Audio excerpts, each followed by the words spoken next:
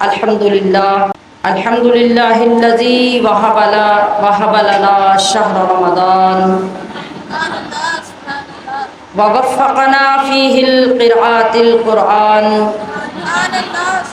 شهر فيه ليلة خير من ألف شهر كان فيها نزول القرآن صلى الله تعالى على خير خلقه محمد وآله وأصحابه أجمعين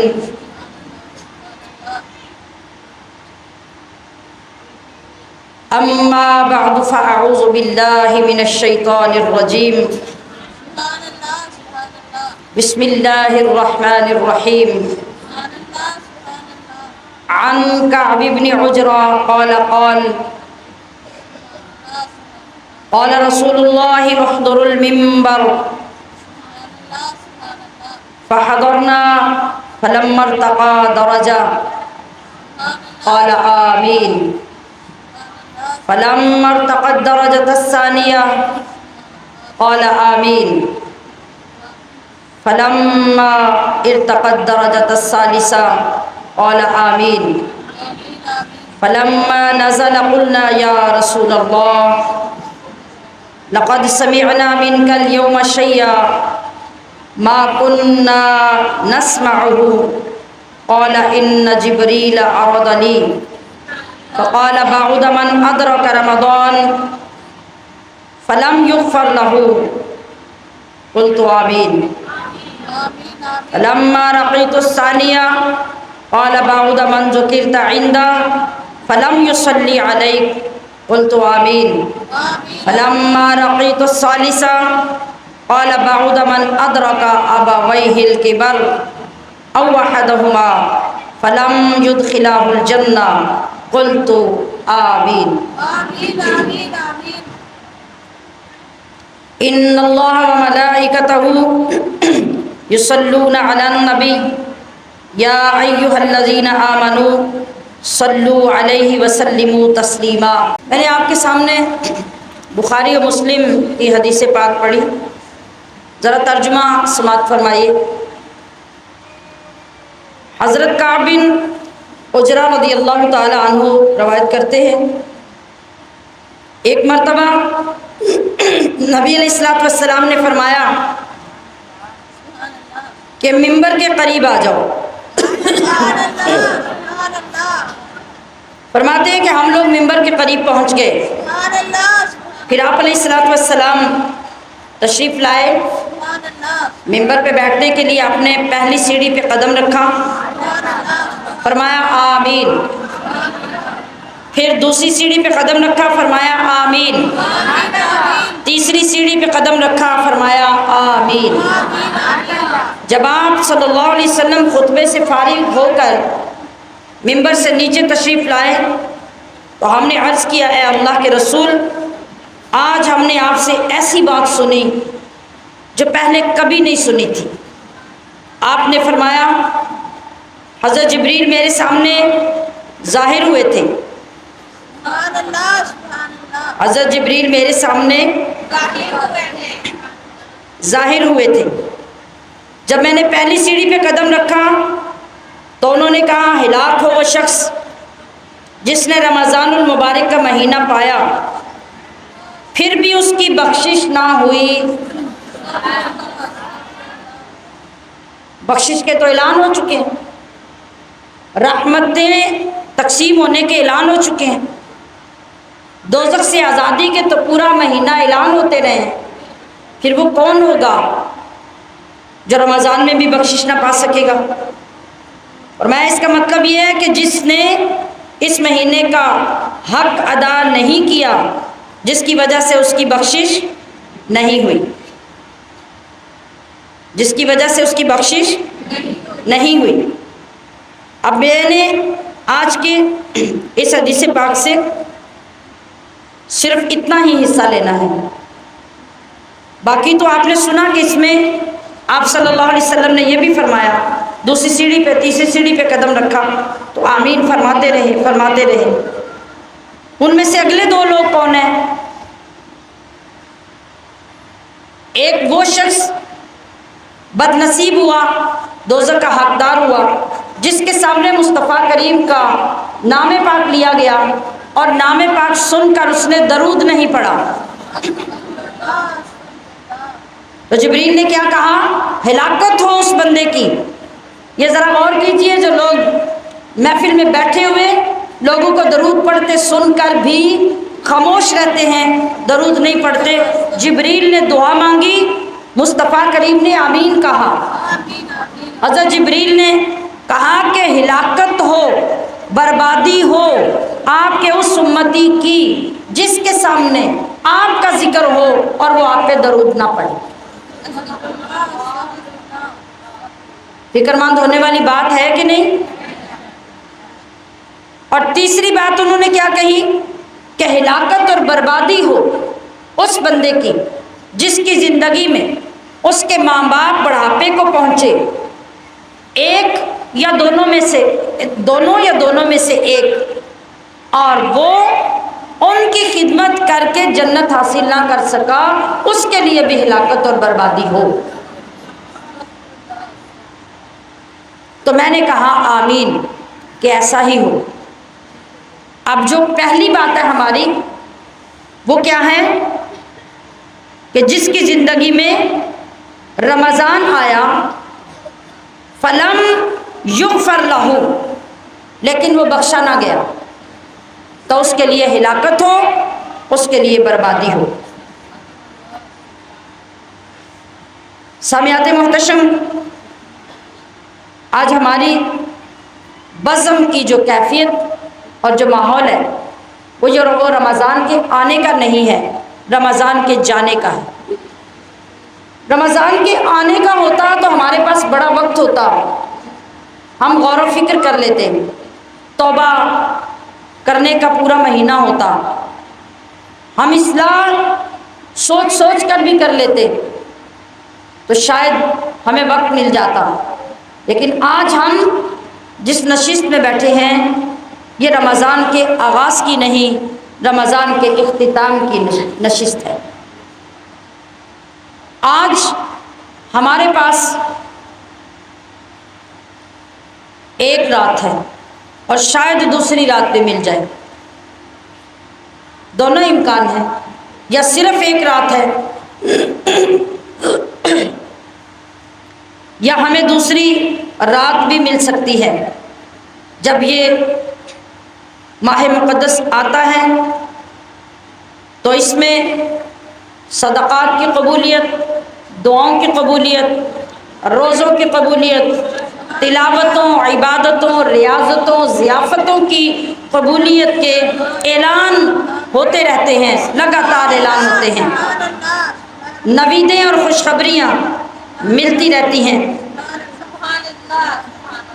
हर लम्हा इंतहाई कीमती होता है, हर घड़ी में अल्लाह की रहमतों, बख्शिशों की मूसलाधार बारिशें हो रही होती हैं। जिब्रील फिर भी कह रहे हैं कि हिलाकत तो उसकी जो इस माह में बख्शा ना जाए। फिर 20 का इम्कान है, फिर 20 की गुंजाइश है। हाँ, इसकी गुंजाइश क्यों नहीं, इसका इम्कान क्यों नहीं? तंदुरुस्त लोग, सेहतमंद लोग खुले बाज़ारों में कनाते लगाकर दिन दिहाड़े जब दावतें खाएंगे और होटलिंग करेंगे, उनकी बख्शिश किस रास्ते से उतरेगी? घरों में माँओं, बहनों, बेटियों और बीवियों पे सख्ती करके, जबर करके, ज़बरदस्ती उनसे खाने पकवा के खाएंगे तो बख्शिश किस रास्ते से उतरेगी? और अगर रोज़ा रखा मगर रोज़ा रख कर हमने उसका हक अदा नहीं किया तो वो रोज़ा हमें कैसे बख्शवाएगा? कुरान पढ़ा भी तो कुरान का एक लफ्ज़ सीधा नहीं पढ़ा और उसके अंदर नाजिल होने वाले किसी हुक्म पर हमने तवज्जो नहीं दी, उसको समझना ज़रूरी नहीं समझा, तो फिर ये रमज़ान हमें किस तरह बख्शवाएगा? कितनी ज़रूरी बातें हैं सोचने वाली। हमने कोशिशें की, हर रोज़ कोशिश की اہتمام کیا، سفر کیا، حاضری دی، اللہ اور اس کے رسول کا کلام سنا، اس کو پڑھا.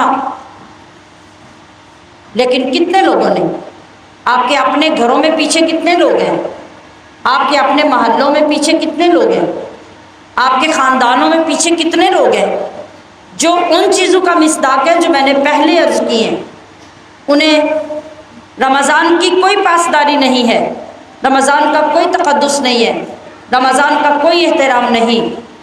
اور دوسری طرف ہم اپنے آپ کو سامنے رکھیں تو کیا واقعی ہم نے اس ماہ مقدس کا حق ادا کیا؟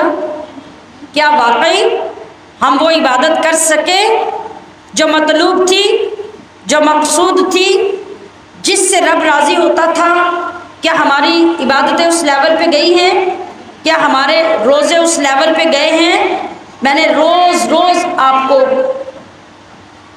یہ چیزیں سنانے کی کوشش کی کہ اللہ کے ولیوں کا حال، مقربین کا، صالحین کا حال کیا ہوتا.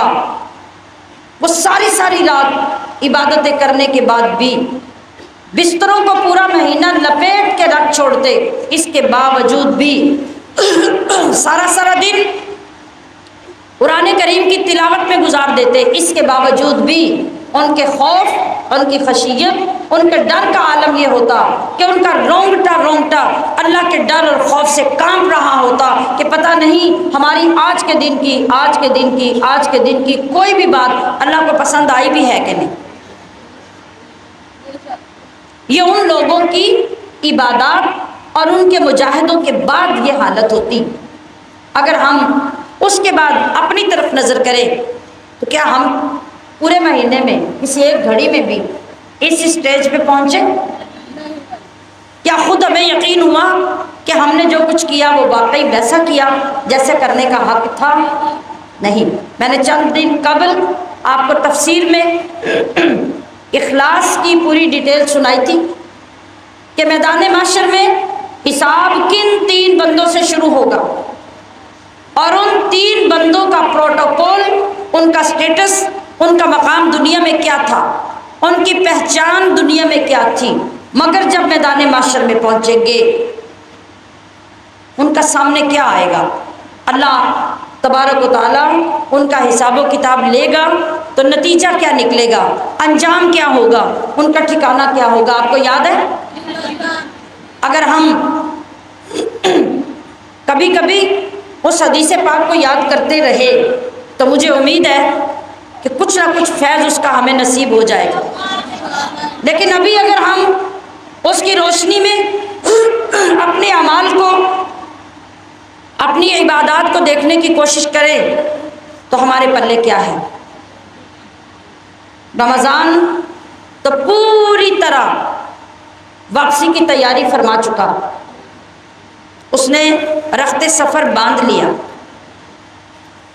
تو حق بھی انہی لوگوں کا ہے جنہوں نے ہر گھڑی اس ماہ مقدس کو راضی کیا، جنہوں نے ہر گھڑی اس کی ضیافت کا حق ادا کیا، جنہوں نے ہر لمحہ اس کے اندر اس کی خاطرداری، اس کی تواضع کو ہر لمحہ اپنے پیش نظر رکھا، فکر میں رہے، الرٹ رہے، کمر بستہ رہے کہ ہم سے کوئی گستاخی نہ ہو جائے، کوئی کمی نہ رہ جائے. آج جو ان کے دل کی آواز ہے نا، ہم اگر وہ سنتے ہیں تو شاید ہم بھی ان کے پیچھے اپنی کوئی کیفیت پیش کرنے کے قابل اپنے آپ کو سمجھ لیں. ورنہ میں سمجھتی ہوں میں آپ کو تو کچھ نہیں کہہ سکتی، نہ معلوم آپ میں بیٹھے ہوئے لوگ نہ جانے کس مرتبے پہ ہوں. اللہ جن کو دن میں پتہ نہیں 70 بار اپنی رحمتوں سے دیکھتا ہو، پتہ نہیں آپ کے روزوں کا کتنا اونچا مقام ہوگا، نہ معلوم آپ کی نمازوں کا کتنا اعلیٰ مرتبہ ہوگا. لیکن میں تو اپنی کیفیت کو بیان کر، میں تو اعلان یہ تسلیم کر رہی ہوں اللہ کی بارگاہ میں، رو کر یہ پکار رہی ہوں کہ یا اللہ ایک دن بھی تیرے اس مہمان کا حق ادا نہیں ہوا، ایک دن بھی وہ عبادت نہیں ہو سکی جس سے تو راضی ہو جاتا، ایک دن بھی وہ عبادت نہیں ہوئی جو بخشش کا سامان لیے ہوئے ہمارے لیے کافی ہو جاتی. کیا کریں؟ کوشش کے باوجود بھی وہ نہیں کر سکے جو ہمیں کرنا چاہیے تھا.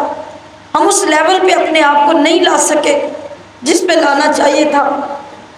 وہ لوگ جن کے دل واقعی تڑپ رہے ہیں، جن کی آنکھیں برس رہی ہیں اس ماہ مقدس کی رخصتی پر، ان کے دل کی آوازیں تو یوں آ رہی ہیں کہ دل زخم زخم ہے کہ رمضان جا رہا ہے.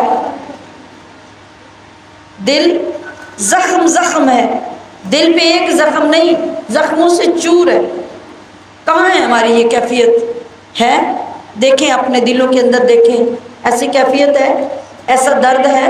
نہیں ہے نا. تو بس یہ علامت ہے اسی بات کی کہ ہم نے ابھی تک اپنے آپ کو اس قابل نہیں بنایا کہ ہم یہ سمجھ سکتے، یہ پہچان سکتے رمضان ہے کیا، اس کی عبادات کا مقام کیا ہے، اس کا مرتبہ کیا ہے.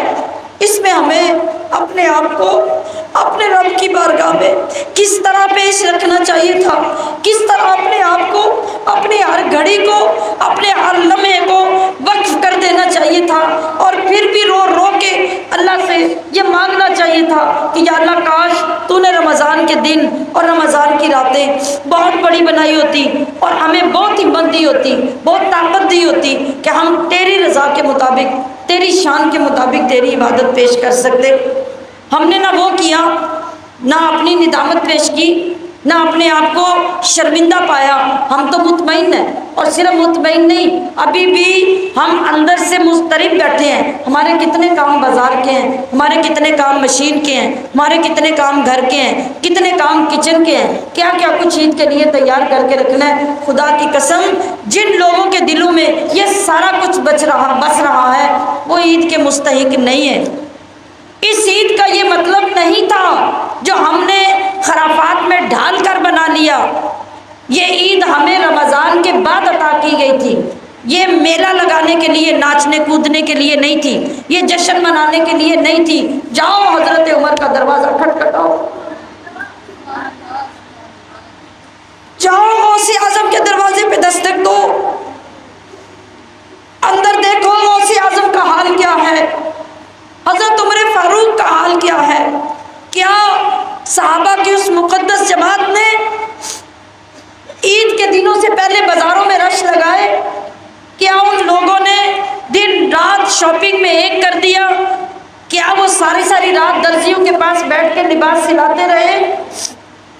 حضرت عمر فاروق کا تو دروازہ کھلتا ہے اور جانے والا جا کے دیکھتا ہے کہ آپ تو زور زور سے رو رہے ہیں. پوچھا جاتا ہے کہ اے عمر، عید کا دن ہے، آپ نہ نئے لباس میں نظر آ رہے ہیں، نہ خوش نظر آ رہے ہیں. کہا کہ مجھے کون گارنٹی دے گا کہ میرے وہ اعمال، میری وہ عبادتیں قبول ہو کر مجھے اس مقام پہ پہنچا گئی ہیں جن کے بعد بندہ عید کا حقدار ہوتا ہے. میں کیسے کہہ دوں کہ میری عید ہے؟ عید تو اس کی ہوتی ہے جو قبول ہو جاتا ہے، عید تو اس کی ہوتی ہے جس سے رب راضی ہو جاتا ہے، عید تو اس کی ہوگی جس نے رمضان کی ضیافت کر کے حق ادا کر دیا. تو میری بہنوں، ہم نے کیا کیا؟ ہم نے کون سا حق ادا کیا؟ ہم نے کون سی عید کی تیاری کی؟ ہم نے یہ کہاں سے نکال لیا کہ عید مہندی لگانے کا نام ہے؟ ہم نے کہاں سے سیکھ لیا کہ عید چوڑیاں پہننے کا نام ہے؟ ہم نے کہاں سے سیکھ لیا کہ واحیات قسم کے لباس خرید کے لا کے جوان بیٹیوں کو پہنا دینے کا نام عید ہے؟ ایسی تو کوئی عید اسلام کے اندر نہیں تھی، اور نہ ہی اس عید کا تصور رمضان کے ساتھ اس لیے جڑا ہوا تھا. سوچئے تو صحیح، غور تو کیجئے، عید آئی کس کے بعد؟ عید رمضان کے بعد آئی ہے. اور رمضان میں ہمیں کس چیز کا حکم تھا؟ ساری رات رب کی عبادت کرنے کا، سارا دن روزہ رکھنے کا، رب کے پاک کلام کو پڑھنے کا، اور تینوں عشروں میں اپنی عبادتوں کو ڈیوائیڈ کرنے کا نام یہ رمضان تھا. اور اس کے بعد اب انعام ملنا تھا، اور اس انعام کا نام عید ہے. اور عید کے لیے میرے مصطفیٰ کریم نے کیا کیا؟ میرے مصطفیٰ نے عید کے دن یتیموں کی انگلیاں پکڑی، میرے آقا نے یتیموں کے سروں پہ ہاتھ پھیرے. میرے آقا نے جن کا کوئی نہیں تھا ان کو لا کے سیدہ عائشہ کے حوالے کیا، کہا انہیں نہلاؤ، انہیں دھلاؤ، انہیں پاک صاف کرو، میں عید پڑھنے تب جاؤں گا جب یہ یتیم میرے ساتھ تیار ہو جائیں گے. انہیں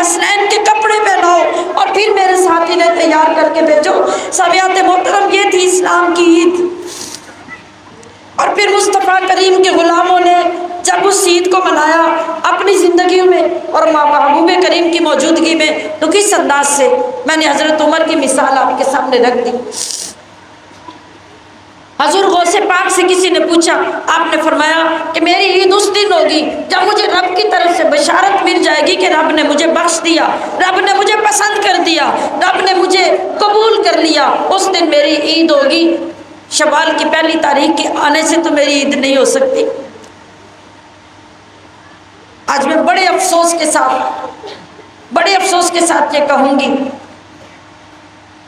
کہ ہمارے لوگ جو بڑی محبتوں کا سفر کرتے رہے، آج 29واں دن آپ کو ہوا، آپ نے یہ سفر کیے یقیناً عبادت سمجھ کے، محبت سمجھ کے، لیکن میرے نوٹس میں وہ لوگ موجود ہیں جنہوں نے 20ویں روزے کے بعد سے لے کے آج تک کتنی چھٹیاں کی، کہاں غائب رہے؟ وہ بازاروں میں جاتے رہے، وہ اپنا وقت بازاروں میں برباد کرتے رہے، اپنی روحانیت ساری بازاروں میں چھوڑ آئے، اپنی نورانیت جو اتنی محنتوں سے کرائے خرچ کر کے وقت لگا کے یہاں بیٹھ کے حاصل کی تھی، وہ جا کے بازاروں کی گلیوں میں پھینک آئے۔ انہوں نے وہ چیزیں، وہ کام، وہ کرنے میں یہ آخری عشرہ جس میں رب پکار کے اعلان کر رہا ہے کہ میرے بندوں تیار ہو جاؤ، میری طرف متوجہ ہو جاؤ، میری لسٹیں جاری ہو رہی ہیں، میرے اعلان ہو رہے ہیں، لوگوں کے نام لیے جا رہے ہیں۔ کس چیز کے لیے؟ کہ ادھر سے اتنے دوزخ سے آزاد ہو گئے، ادھر سے اتنے دوزخ سے آزاد ہو گئے، وہاں سے اتنے آزاد ہو گئے، وہاں سے اتنے آزاد ہو گئے۔ ہر شام کو میں اعلان کر رہا ہوں، ہر سحری کو اعلان کر رہا ہوں، تو لوگوں میری طرف متوجہ ہو جاؤ، میں تمہیں دوزخ سے آزاد کرتا چلا جاؤں۔ جن لوگوں نے اس عشرے کو اتنا معمولی سمجھا کہ پچھلے دونوں عشروں کی عبادت کو بھی بازاروں کی بھیڑ چڑھا دیا، سارا دن پھر کر ساری روحانیت، ساری عبادتوں پہ پانی پھیر لیا، وہ اللہ کی بارگاہ سے آج کی رات میں کیا انعام حاصل کریں گے؟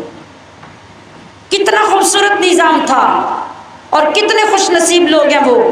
چلیں کم سے کم اپنی روحانیت مضبوط نہ بھی ہوئی، اپنا عمل مضبوط نہ بھی ہوا، تو مصطفیٰ کریم کی وہ نوید موجود ہے نا کہ ہر 40 میں ایک ولی ہوتا ہے، ہر 40 میں ایک ولی ہوتا ہے، ہر 40 میں ایک ولی ہوتا ہے۔ ذرا گنتے جائیے اتنی جگہ پہ کتنے 40 یہاں بیٹھے ہوئے ہیں اور کتنے اللہ کے مقرب بندے وہاں ہوں گے۔ تو چلیے ہم خود نیک نہ صحیح، لیکن روز جب ان نیکوں کے ساتھ بیٹھ کے اٹھ کے جاتے ہیں تو اللہ ان کو محبت سے دیکھتا ہوگا، تو نظر ہمارے اوپر بھی تو پڑتی ہوگی۔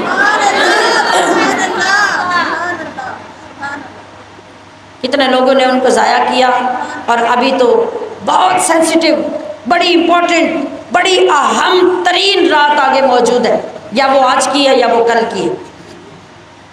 اگر چاند آج نکل آیا تو وہ آج کی رات ہے، اگر کل نکلا تو وہ کل کی رات ہے۔ اس رات کا نام کیا ہے؟ لیلۃ الجائزہ۔ آپ کے ہاں چاند رات ہے، آپ ساری رات جشن منا رہے ہیں، مہندیوں میں وقت برباد کر رہے ہیں، آپ کے کپڑوں کی سلائیاں مکمل نہیں ہیں، آپ اس میں ساری رات جاگ رہے ہیں، اور رب پکار رہا ہے کہ میں انعام دینے کو تیار بیٹھا ہوں، آؤ اپنا انعام وصول کر لو۔ کسی اسٹیج پر جب انعامات کی تقریب سجا کر انعام کے حقداروں کو بلایا جاتا ہے، اناؤنس کیا جاتا ہے، تو وہ کتنا محروم شخص ہوتا ہے کہ بڑے مجمع میں اس کا نام بار بار پکارا جائے اور وہ انعام لینے کے لیے موجود نہ ہو۔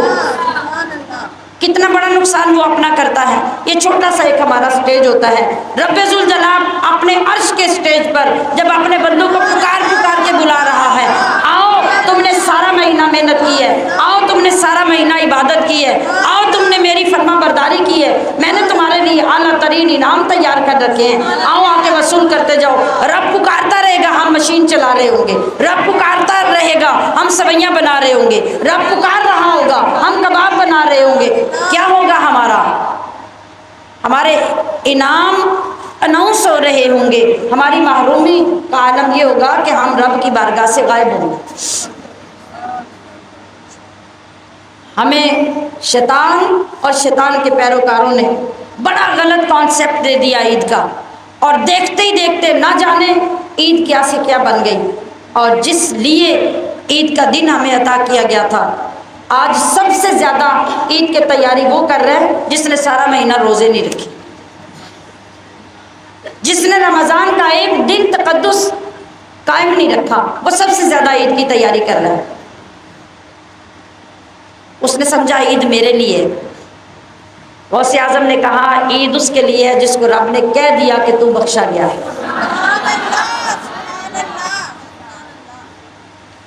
تو سامعات محتشم، رمضان نے ہمیں یہ تحفے عطا کرنے ہوتے ہیں، اور اس نے لا تعداد لوگوں کو یہ تحفے عطا کیے ہیں۔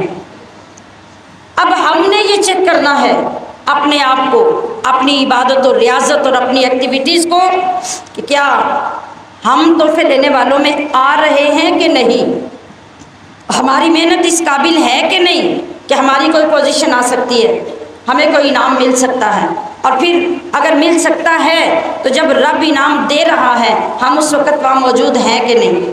تو میں نے عرض کیا کہ جن لوگوں نے قدر سے، تقدس سے، تعظیم سے، عزت سے اور رب سے لو لگا کر یہ مہینہ گزارا ہے، ان کے دلوں کے اندر سے چیخ چیخ کر آوازیں نکل رہی ہیں کہ دل زخم زخم ہے، کیوں کہ رمضان جا رہا ہے۔ آپ کو کیسے پتہ چلے گا اس کیفیت کا، اس درد کا؟ آپ اس وقت اپنے اس محبوب کو تصور میں دیکھیں جو آپ سے بچھڑ کر دور جا رہا ہو، جس کے بغیر آپ کا لمحہ نہیں گزرتا، اب اس نے سال کے بعد آنا ہے، پتہ نہیں سال کے بعد کیا ہوگا۔ وہ آپ کا شوہر ہو، وہ آپ کا بھائی ہو، وہ آپ کا بیٹا ہو، وہ آپ کی بیٹی ہو، جو دور آپ کو چھوڑ کے بچھڑ کے جا رہے ہیں، اور آپ نے کبھی سوچا نہیں تھا کہ میری نظروں سے یہ دور ہوگا، تو آپ کے دل کا حال کیا ہوگا؟ جو نبی کا غلام ہے اور جو نبی کا عاشق ہے، جس نے اس رمضان کی عزت کو سمجھا ہے، آج وہ اس کیفیت میں تڑپ تڑپ کے کہہ رہا ہے کہ دل زخم زخم ہے کہ رمضان جا رہا ہے۔ کر کے دکھی یہ سب کو، کر کے دکھی یہ سب کو مہمان جا رہا ہے۔ مہمان بن کے آیا تھا یہ مہینہ رب کا، ہم سے جو جا رہا ہے دل ہے اداس سب کا۔ رمضان تھوڑا رک جا، رمضان تھوڑا رک جا، رو رو کے دل کہتا ہے، دل زخم زخم ہے کہ رمضان جا رہا ہے۔ کر کے دکھی یہ سب کو مہمان جا رہا ہے۔ اور ایمان والے لوگوں،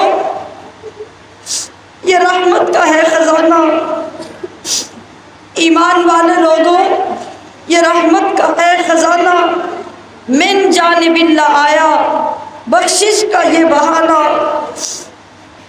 بس آج ہی کا دن ہے پھر رمضان جا رہا ہے، بس آج ہی کا دن ہے پھر واپس یہ جا رہا ہے۔ کر کے دکھی یہ سب کو مہمان جا رہا ہے۔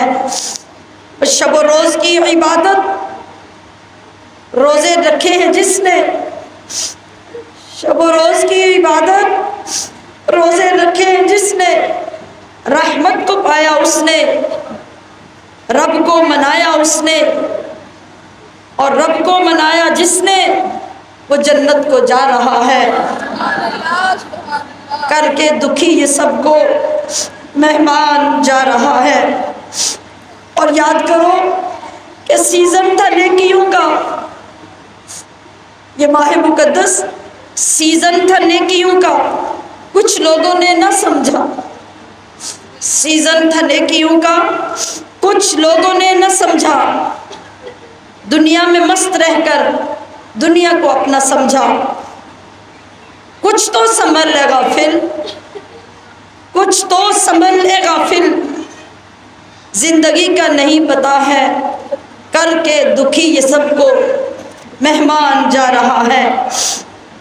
اور رمضان کی قدر کر لو، ہو جائے اللہ راضی، گناہوں سے توبہ کر لو، बस थोड़ा वक्त है बाकी, हो मौला राजी सबसे, मेरी रब से ये दुआ है, करके दुखी ये सबको, मेहमान जा रहा है, मेहमान जा रहा है। रमज़ान थोड़ा रुक जा, रो रो के दिल कहता है, रमज़ान जा रहा है, वापस ये जा रहा है, वापस से जा रहा है। हबशीरान मोहतरम, अल्लाह रब्बुल इज़्ज़त ने कितनी बरकतें, कितनी रहमतें हमें दी, छम छम रहमतें बरसती रही, बख्शिशें बरकतें नाजिल होती रही, दोज़ख से आज़ादी के परवाने तकसीम होते रहे, आज़ादी की सौगातें तकसीम होती रही। मगर अब वो सिलसिले सारे बंद होने जा रहे हैं। अब ये सब कुछ ख़त्म होने जा रहा है। मस्जिदों की रौनकें ख़त्म होने जा रही हैं। सहरी और अफ्तारी के वो नूरानी मंजर ख़त्म होने जा रहे हैं। तरावी का कैफ व सुरूर और वो दिलों में उतरती सहर अंगेज़ कुरान के नग़्मों की आवाज़ें बंद हो रही हैं। काश काश हमें इसकी जुदाई की कदर हो जाए। काश हम अभी आज के दिन और आज की रात में जो पूरे महीने में तौबा नहीं की वो भी कर लें।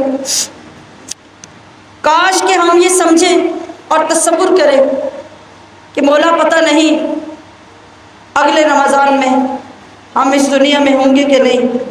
कितने लोग रमज़ान से पहले थे, रमज़ान के अंदर हमसे रुखसत हो गए।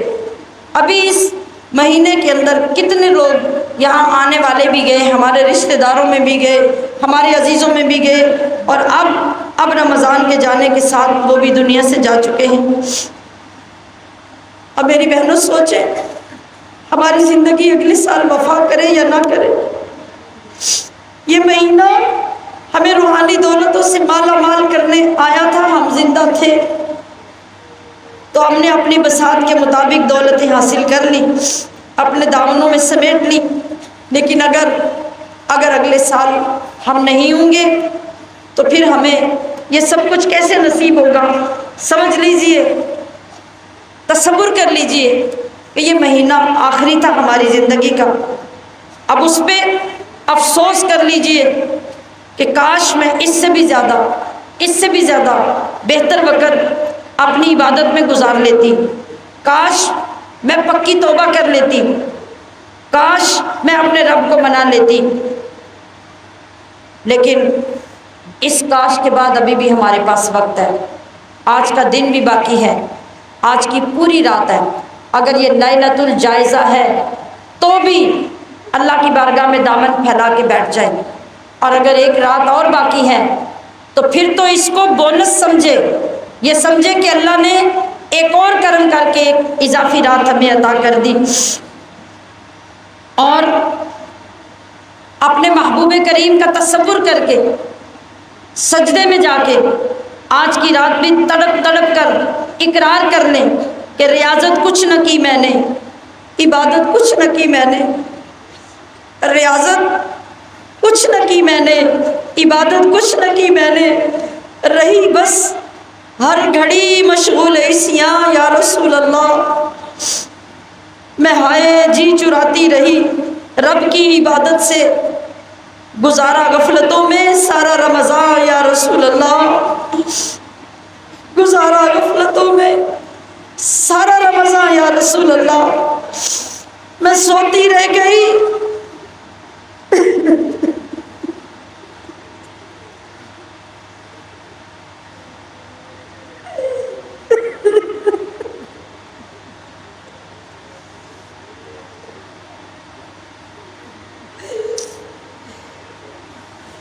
सोती रह गई गफलत की चादर तान कर,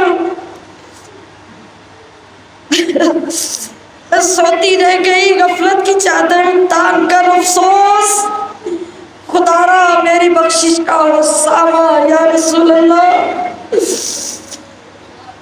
खुदा के नेक बंदे नेकियों में लग गए, लेकिन خدا کے نیک بندے نیکیوں میں لگ گئے لیکن گناہ کرتی رہی میں۔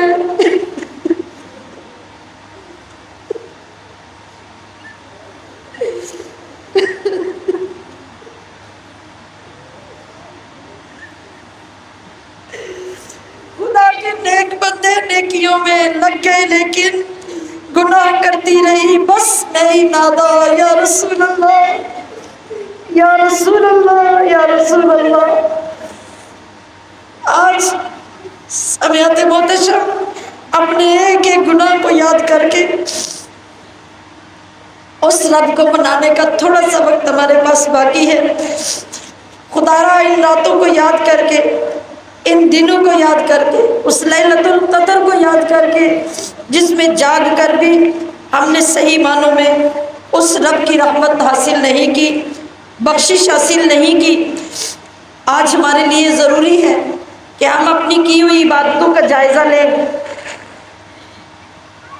موازنہ کریں اللہ کے نیک بندوں کی عبادتوں کے ساتھ اپنی عبادتوں کا، اپنے دلوں کی کیفیت کو خود چیک کریں، خود دیکھیں آپ کے دل کے اندر اس وقت کیا ہے، کیا ابھی بھی افسوس ہے، ندامت ہے یا نہیں ہے، کیا ابھی بھی ہمارے اوپر دنیا غالب ہے، دنیا کے کام غالب ہیں، کسی کام کے نہ ہونے کا، کسی عبادت کی کمی کا ہمیں افسوس ہے کہ نہیں ہے۔ اور پھر وہ خاص خلاصہ جس کی طرف ہم پورے رمضان میں متوجہ رہے وہ کیا تھا؟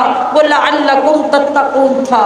یہ ورک شاپ تھی ہماری، اس میں ہم تقوی سیکھ رہے تھے، اور اب ہم نے عید کے ساتھ ہی اس تقوی کو اپلائی کرنا شروع کرنا ہے۔ تو ہم شیران محترم اب جائزہ یہ لینے کی ضرورت ہے کہ کیا وہ تقوی ہمارے اندر آیا ہے جس کے لیے رب نے یہ ورک شاپ منعقد کی تھی، جس کا ارینج کیا گیا پوری کائنات میں۔ اس ورک شاپ میں ہم نے تقوی کو اچھی طرح سیکھ لیا ہے کہ نہیں، اور کیا ہم اپلائی کرنے کے لیے ذہنی طور پہ، دلی طور پہ تیار ہو گئے ہیں کہ نہیں؟ کیا اب ہم اپنے اوپر یہ امید کر رہے ہیں کہ ہم تقوی کو لے کے باقی سال میں چلیں گے؟ کیا ہم نے یہ عزم کر لیا ہے کہ اب ہم نے گناہوں سے توبہ کر لی ہے؟ کیا ہم نے پکا ارادہ کر لیا ہے کہ تقوی کے لیے ضروری تھا کہ ہم غیبت سے توبہ کر لیں، ضروری تھا کہ ہم چغلیاں لگانا چھوڑ دیں، ضروری تھا کہ ہم جھوٹ بولنا چھوڑ دیں، ضروری تھا کہ ہم قرآن کے ساتھ جڑ جائیں اور پھر کبھی اس سے غافل نہ ہوں؟ کیا ہم نے یہ سارے کام اپنے اندر پکے مضبوط بٹھا لیے ہیں؟ کیا ہم نے ارادہ کر لیا، اپنے آپ کو تیار کر لیا کہ رمضان کے بعد اب دوبارہ یہ ہم سے گناہ نہیں ہوں گے؟ تو پھر سامعات محتشم مجھے بھی اور آپ کو بھی مبارک ہونی چاہیے کہ ہم نے تیاری کر لی اور تقوی حاصل کر لیا جس کے لیے اللہ نے روزے فرض کیے تھے۔ لیکن اگر روزوں میں بھی ہم نے یہ کچھ نہیں چھوڑا، اگر روزوں کے بعد بھی ہمارا ایسا کوئی ارادہ نہیں ہے کہ ہم اپنی اصلاح پہ قائم رہیں، تو پھر صد افسوس ہمارے اوپر، صد افسوس ہماری محافل پہ، پھر صد افسوس ہمارے روز کے سفر پہ، پھر صد افسوس ہماری ان ساری ریاستوں پہ اور لاکھوں روپیہ خرچ کرنے پہ، پھر ہم نے کچھ نہیں کیا، پھر کچھ نہیں کیا۔ تو خدا کے لیے میری اس التجا کو اپنے دامنوں میں سمیٹ کے لے جائے، خدا کے لیے اپنا اور میری بخشش کا سامان کرے، اور وہ اسی صورت میں ہو سکتا ہے۔ آج اگر پچھلے دنوں میں توجہ نہیں بھی ہوئی، آج کر لیجئے، اگر نہیں بھی سوچا آج سوچ لیجئے کہ اے اللہ ہم تیری بارگاہ میں بیٹھ کر یہ عہد کر رہے ہیں تجھ سے کہ ہم نے برائیاں چھوڑی ہیں۔ میں نے آپ کو بڑی ڈیٹیل میں سمجھایا کہ خدا کے لیے اس دھوکے میں مت آئیے، نمازیں پڑھنے کو تقوی مت کہیے، روزے رکھنے کو تقوی مت کہیے، 10 سپارے روز تلاوت کرنے کو تقوی مت کہیے، 10,000 کلمہ روز پڑھنے کو تقوی مت کہیے۔ تقوی یہ ہے کہ آپ برائیوں سے بچ جائیں، تقوی یہ ہے کہ آپ گناہ چھوڑ دیں، تقوی یہ ہے کہ آپ حرام کاموں سے باز آ جائیں، تقوی یہ ہے کہ حقوق اللہ اور حقوق العباد کو اس طریقے سے پورا کرنا شروع کر دیں، اور جتنی زیادتیاں اور ظلم ہیں ان سے توبہ کر لیں، یہ تقوی ہے۔ تو پھر میں اور آپ اپنا جائزہ لیں کہ ہم نے کتنا تقوی اپنے اندر جمع کیا، ہم نے اگلے سال کی کتنی تیاری کی۔ میں التجا کر رہی ہوں اپنی تمام بیٹیوں، بہنوں اور ماؤں سے، خدا را اپنے اوپر ظلم چھوڑ دیں، اپنا ظلم بند کر دیں، اور آج اپنے رب سے مخلص ہو کے معافی مانگ کے توبہ کر کے وعدہ کر لیں کہ ہماری زبانیں نیکی کے لیے کھلیں گی، ہماری آنکھیں عبادت کے لیے کھلیں گی، ہمارے کان نیکی سنیں گے، ہمارے قدم اچھائی کی طرف چلیں گے، ہم برائی سے بائیکاٹ کریں گے اور برائی کو اتنا چھوڑیں گے کہ ہمیں لوگ کہہ سکے کہ ہم متقی بن گئے ہیں، ہم نے روزوں کا پورا فیض حاصل کر لیا ہے۔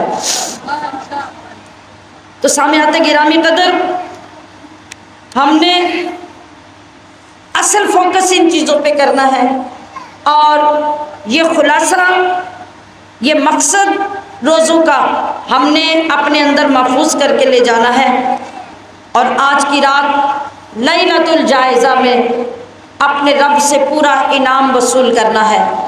اور انعام کیسے وصول ہوگا؟ میں نے آپ کو طریقہ پہلے بھی عرض کیا، پوری رات اگر کسی سے جاگنے نہیں ہوتا، کوئی مریض ہے، کوئی بوڑھا ہے، کوئی کسی مشکل میں ہے، ساری رات اگر نہیں جا سکتا، بہترین طریقے سے، اچھے طریقے سے، شاندار طریقے سے بہترین وضو کر کے عشاء کی نماز پڑھیں، سورہ ملک کی تلاوت کریں،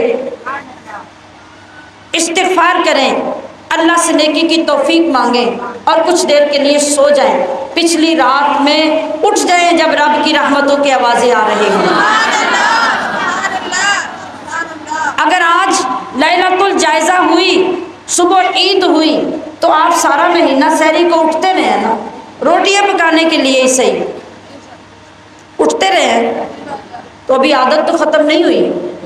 تو بس اگر پوری رات نہ بھی جاگ سکیں تو پھر بیچ میں 2 گھنٹے سو کر فجر سے 2 گھنٹے پہلے اٹھ جائیں، رب کی بارگاہ میں مناجات کر لیں، آہوزاری کر لیں، سچے دل سے توبہ پیش کر لیں، اور عرض کر لیں کہ یا اللہ، اگر میں انعام کے قابل نہیں بھی تو مولا، آج جن کو تو انعام بے شمار تقسیم کر رہا ہے، ان کے صدقے مجھ غریب کو بھی عطا کر دے، مجھ غریب کو بھی بخش دے،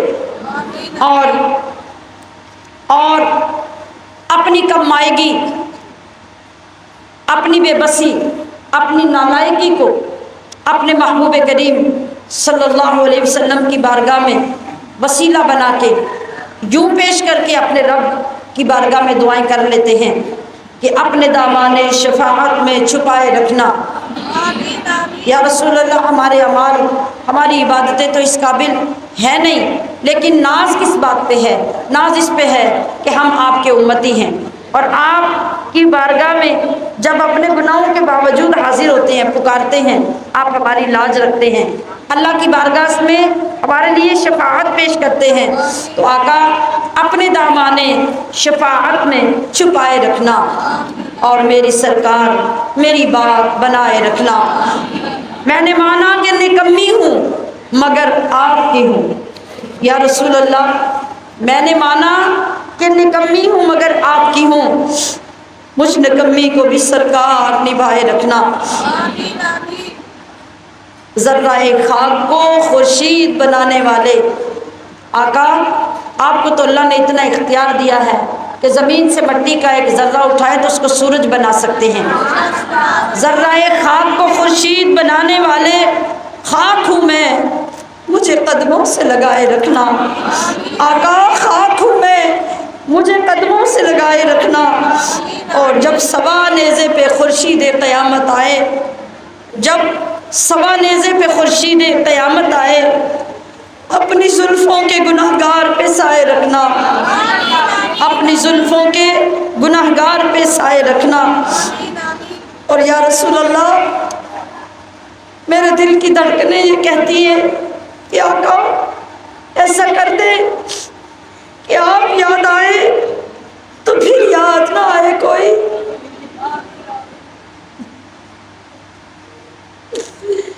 آپ یاد آئے تو پھر یاد نہ آئے کوئی، غیر کی یاد میرے دل سے بلائے رکھنا، غیر کی یاد میرے دل سے بلائے رکھنا، اور آپ کی یاد سے آباد ہے دل میرا حضور، آپ کی یاد سے آباد ہے دل میرا حضور، بندہ پرور میری ہستی کو بسائے رکھنا، اپنے دامان شفاعت میں چھپائے رکھنا، اور میری سرکار میری بات بنائے رکھنا۔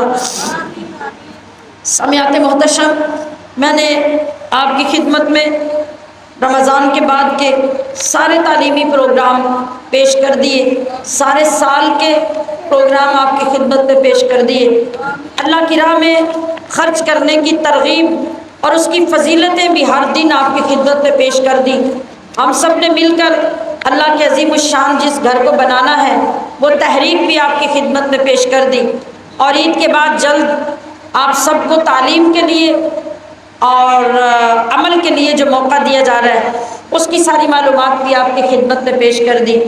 اب میری التجا ہے کہ رمضان کے بعد اپنے آپ کو قرآن سے بھی جوڑے رکھیے، شریعت سے بھی جوڑے رکھیے، فقہ سے بھی جوڑے رکھیے، اور جو تعلیم گھر میں اور ہمارے پاس تشریف لا کے آپ حاصل کر سکتے ہیں اس کو بھی حاصل کیجئے، تاکہ سارا سال آپ کے اوپر رمضان کے نور کا یہ اثر باقی رہے۔ اللہ رب العزت ہماری مدد فرمائے۔